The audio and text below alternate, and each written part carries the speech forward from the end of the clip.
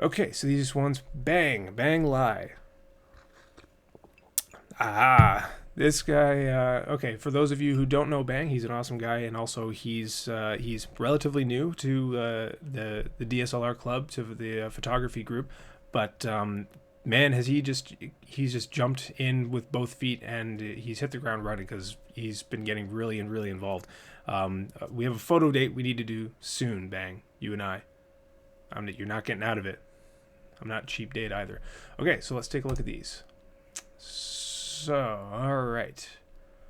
Night photography. Ooh, okay. Night shots, really tough. Hope you're. Let's see what you're shooting at. Hope you're shooting with that tripod. That tripod. Okay. Yeah. The disadvantage here shooting at night is that you can't. You don't have as much light, so you have to. You have to open up to let more light in, so you don't get as much. As much of your scene in focus. You get a shallower depth of field, but. Oh, you're shooting pretty fast too, 1/125.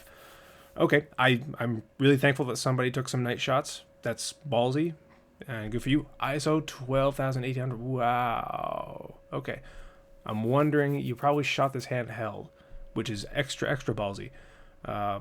Very cool though. Okay, I wonder what this would look like black and white too.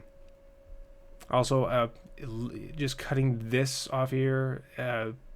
For some reason my eye just goes there, but it kind of makes me wish that Carden Street had been brought in, so maybe if you just brought the whole thing over to the right a little bit.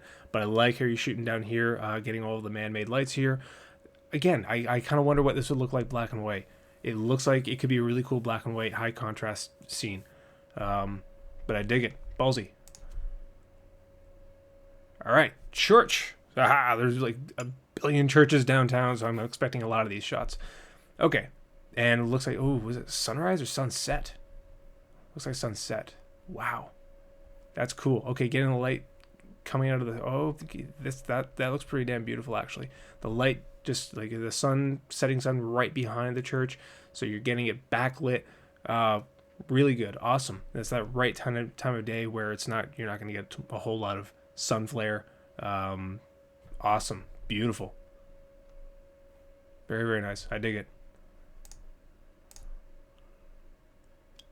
All right. Cool. Oh, all right. Footbridge. Black and white. Love it. All right. Black and whites look really good in the wintertime. The snow just, it makes things just, I don't know. I really like it.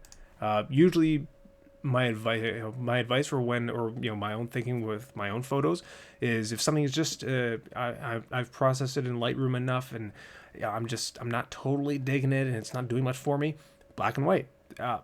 Usually that I won't say fixes it, but usually, because the color is it's distracting or something like that. So usually if something's just not working for the photo for me, then I'll throw it in black and white, and usually that makes it better, and usually that fixes things. So I'm going to adjust this a bit more so that you can hear me a bit more.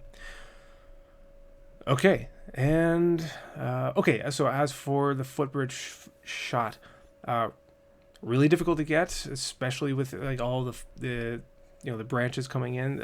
Everything's kind of encroaching in a lot more, and I don't want to advise people to do damage to the scenery or anything like that for the shot.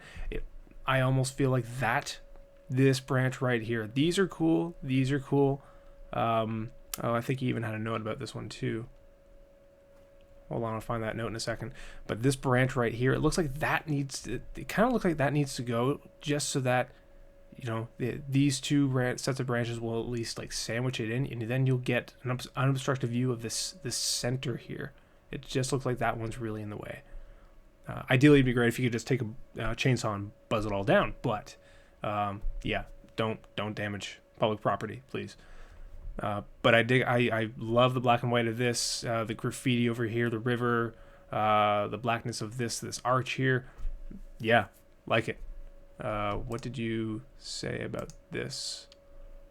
You said, I wish the branches on the left side of the image weren't there, but you get what you get, I suppose. Yep. And you know what? You make the best with what you get. All right. And what else you got here? I think we got one more. Night bridge. Night bridge, like Knight Rider. Cool. Covered bridge at night.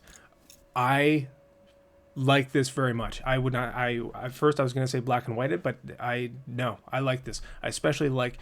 I don't think that you can't really take credit for this, but I really like seeing all the light down here. I like how it's lit up. So I like how you've got that. It's not straight on. It's still angular.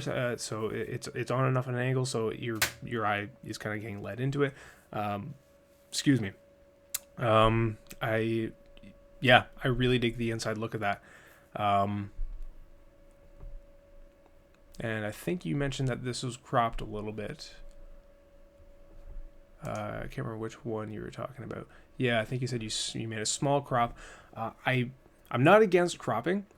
I'm in this challenge. I'm trying to not crop. I'm trying to not process very much. I use Lightroom, so I do throw my photos into Lightroom, and I do adjust the contrast, the brightness, and the saturation, and I do some processing to the photo. I'm not going to be doing too much, and I'm not going to be photoshopping. I'm not going to be doing crazy things, adding in crazy stuff and removing stuff. I'm going to do as little as possible and I'm going to be doing as little rotation or cropping, because this is about improving photography skills. So improving what goes into the camera. So rather than take a picture of something and say I can fix this later, I'm trying to use this challenge as a way to improve my photography skills so that what goes into the camera is awesome. So you spend as little time in post in Photoshop and Lightroom as possible. So I encourage you to do the same. However, I'm not against. If you want to make a note and say, listen, I did a little cropping, or I adjusted this, I photoshopped that. That's cool. Knock yourself out. If you want to do like the over processed look, like Kim Lawrence has really nailed that kind of style. That's her style. Then I'm not against it. Go for it. Okay, moving on.